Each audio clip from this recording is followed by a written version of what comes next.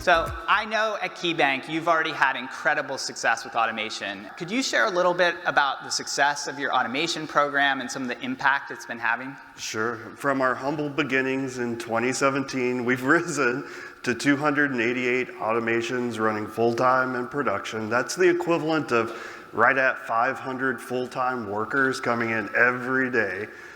We have some exciting areas. There's 6 main categories, and in loan services, we have 100 automations running. Our focus this year, as many banks can attest to, has been risk identification, creating controls across the bank that monitor our biggest metrics and our most risk. We've got 62 automations in that space right now. What about, you've seen today with generative AI some of the things that are coming, and especially that ability to build faster, build those automations faster with generative AI.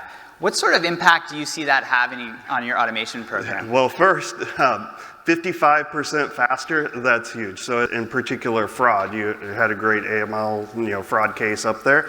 And those kind of activities, you get a phone call in the morning and say, hey, here's a new kind of fraud. Let's build an automation. Let's execute within 24 hours. I call that burst capacity.